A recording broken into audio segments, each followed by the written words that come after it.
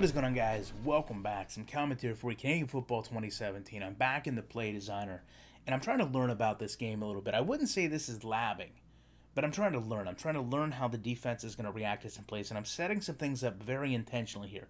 I'm doing what most people would commonly refer to as a double move. I'm going to have my receiver run up about 5 yards, run back against the grain of the play, and then take off up the field. So it's going to put the defensive back in a weird position. Now, in case they're going to run a cover 2, I'm going to drag some of these receivers across the formation, hoping to either, one, pull them out from underneath the receiver on the left side and pull them down, or actually have them dedicate themselves to one of those routes as they cross.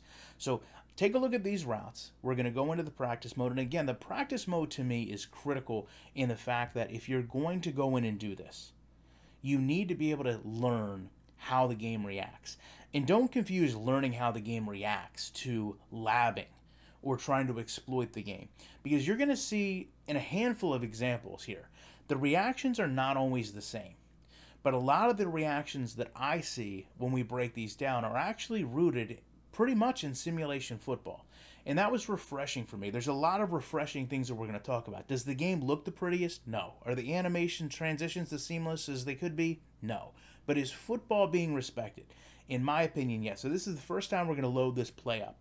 We're going to take a look at this at speed. You see the defense comes back with one safety over the top. Then they kind of shade over toward my receivers. And then we throw the ball in, pass is deflected. Now, the important thing here when we go back, we're going to take a look at these slowed down too. I know it's kind of hard to see everything that happens at once. It's important for you guys to understand what the cornerback is doing here. The cornerback is actually playing to the inside. Continually, I found the cornerbacks play to the inside. The reason that's important is two things. Number one, it allows you to use the sideline as another defender. And number two, it puts the cornerback in a position to defend the pass as it's coming in. You don't always see it in other football games, but in this game, we're going to just kind of keep track. How often does it happen? So you take a look at this one at speed, and this one really actually caught me off guard. And when we go back and take a look at it again, I want to ask yourself, when a cornerback gets beat in Madden, is this the posture that you see? So as I slow this down, you obviously know you're going to come out, run the route, cut back. Look at how much ground this defensive back is losing. There's not a whole lot of route mirroring here.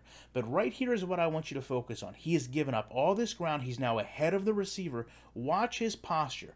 When was the last time you saw a cornerback in Madden try to dig like that to regain ground? I know it snaps back into the animation quick, but his head was down and he was in a full sprint to try to catch up that ground that he lost. And you just don't see that out of Madden. Now here's something really good too. Watch this safety come down. He takes a horrible angle. You can see he's taking a horrible angle and he tries to correct right there.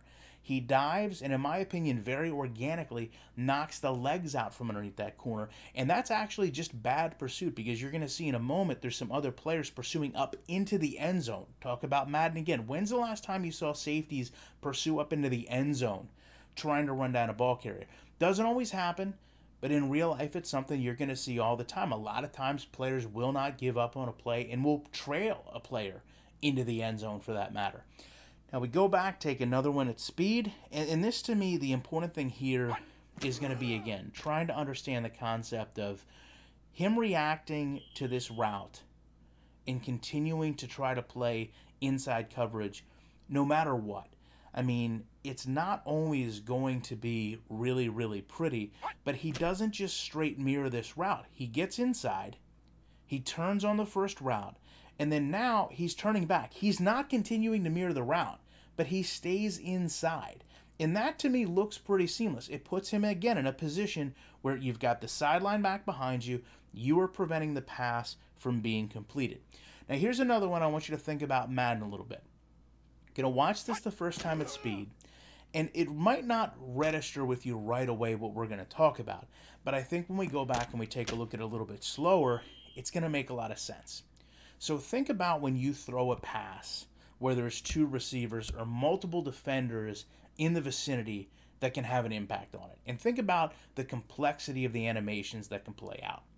To me, when I play a game like this, that, to be quite frank, is rather simplistic in how its programming is and how its animation is, it can lend itself to a lot more simulation-based football results. So the wide receiver here isn't being as slowed down by running that double move.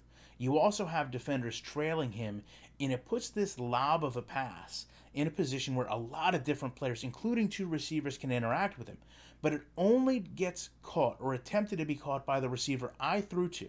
These other defenders don't go for interceptions. They actually continue to try to tackle the ball carrier, and thus that's actually what happens, a tackle at about the 2-yard line. Now here we're going to see something that's really impressive to me because it's in Madden, but I did not know that it was in this game.